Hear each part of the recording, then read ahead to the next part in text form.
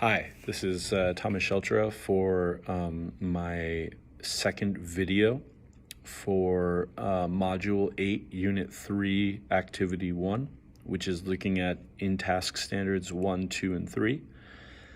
My overall reflection of this lesson was that it was pretty good, and I will go into a couple of the specifics that I have for what I think are things that I need to work on for videos 3, 4, and 5, and just future lessons in general. So overall, I thought the lesson went pretty well. I really value out of my students the meaningful contributions that they have in our dialogues. So again, these are, it's really hard because I always try to put myself in their position when I was their age. And it is not easy to have technology be right in front of your face all the time. And the types of opinions that students can have because of what they read and they think is facts is that not any one student wholeheartedly agrees with every other student's opinion.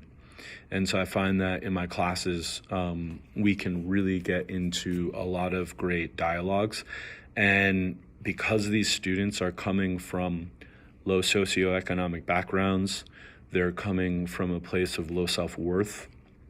Over half of the students that I have, I teach all the students at the technical center, over half of them are on some sort of plan with accommodations that need to be met. I really value and the fact that we're at a school where students do not want a traditional style of education. That's why they chose a tech center. That's why they chose the programs that they're in. And so I think not only for my clinical class, but I can speak this of all my other classes as well, is to be able to get students on the topics of history and civics and geography. It is really great to be able to get the type of engagement and active learning from students on a daily basis. And it's a struggle, but I really value their contributions because I think that, probably for the first time in a lot of their lives, they're not used to having someone ask them what they think about something and then be able to kind of flesh that out and hopefully, turn that into some, reading and writing and, writing essays and really building on some of the skills that they're going to need in the future, regardless if they go to college or not after graduation. I thought that, the recall with some of the students with understanding what the branches of government do or what they're supposed to do, I thought was really great because it's been a few years for some of them taking a history class. I think that, I think that as far as like setting a classroom environment where students feel safe and comfortable to learn and engage, I think I do a pretty good job. I'm just gonna pat myself on the back right there, but don't worry, it's not broken. Things I know that I need to work on, and I think that this is something that I just don't want to be detrimental in the future, but it is the pacing of my classes. Now, obviously there was the outburst in the beginning of the class, and that took about close to 10 minutes, okay? So that meant for yesterday's class, we only had about 35 minutes, so it was kind of like go, go, go. And we didn't get to the quizzes at the end. I had to cut that out while they were working on their activity in pairs and groups for looking at the different branches of government and what they do. So minus the outburst, I still left part of my lesson on the table, and that is something I will do for an entry ticket for the next class. I think for lesson number 3, The one thing I'm really going to have to do for next week is kind of like prepare a lesson, but then maybe pick at least one activity or one thing on that lesson as an asterisk of something that I want to do, but I don't need to do. And I think that in one way, I'm kind of psyching myself out because, even as someone who is new to teaching in America, I'm not new to teaching. And, even though I'm getting my license, I have 10 years of, past performance teaching in China and teaching a CIE curriculum. I think that filming myself and kind of like putting pressure on myself, I feel like I'm trying to cram everything into a lesson and hit a home run every time. So I think for next week, I'm gonna try to create a choice board for myself with my lesson. I'm gonna make a list of things that I know that we need to do, and then I'm gonna come up with some stuff that, like, it's okay if we don't get to it, but not put the pressure on myself. And so that way I think it will be fair to the students to not try to overwhelm them in a 45-minute class.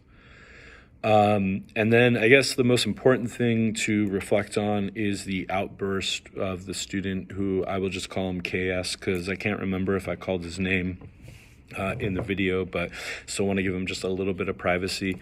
So again, we talked for about 10 minutes outside. And I realized with students that when they have some sort of disruption or behavioral issue, that as a teacher, I think that, when it happens in your class, you tend to think that it's about you. But I think you have to kind of step back and realize that when students are having issues, it's very rarely about you or your class. It's something that's been building up for a day, a week, whatever. And just something is the catalyst that then drives it out of that student.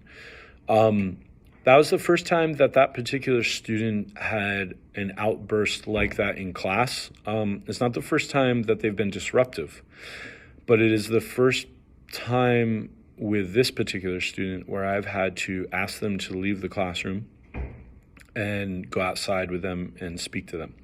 It's not the first time I've had to do it with a student, but just this particular student.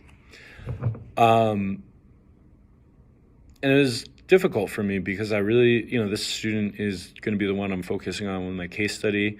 And he is a student who excels academically, both in my class, mathematics, his program. But he's always had, since I've known him since last year, he's always had a little bit of an attitude problem.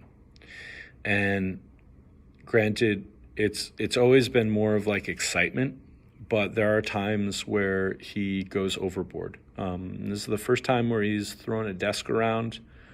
And so I was a little worried. I was worried for him. I was worried for the students. But then this also kind of conflicts into like what I think sometimes. So I want to always create a good learning environment for my students, and then also a safe environment for myself as well. And I want to be able to hold students accountable when they act out like that. But the other thing is that I also want to be fair to that student and understand that whatever issue that student is going through, it's something that can be worked on. So it's trying to find that balance where after class, even after I told him that he could speak about his weekend for a couple minutes before class ended, he continued to, go into a little bit of a profanity-laced tirade, and I had to ask him, to stop. And then we cashed out as normal, and then I filled out a report. I said I was going to call his mom, and we're just going to talk about it. We agreed to meet on Friday to have a meeting, the four of us, including the three of us, including the director, and just talk about different types of, I guess, strategies that we could use to make sure that the last couple of months of his education are as productive as possible, and then to kind of mitigate any of those potential outbursts from happening again, I guess, not in totality, but at least for the kind of outburst that I saw yesterday, which was extremely uncommon for this particular student. So again, overall, I thought the lesson was well. I think there was plenty of things I could work on. And then especially the feedback that I'm looking forward to the most is for the future classes, how to incentivize this particular student and my other students from not causing outbursts like that, but also creating an environment where they feel safe and valued, to be able to speak freely, appropriately, but freely. And but then also hold them accountable, because I think that, what happened yesterday was something that I haven't seen from this particular student, or from any student for that matter. But it made me feel like maybe there's something more serious at home, or there's something serious just happening with him in general. And so something that I'd like to flesh out a little bit more and kind of investigate a little bit to make sure that he's okay, and that when he graduates in June, something where he's started like a better path. So, all right, that's it.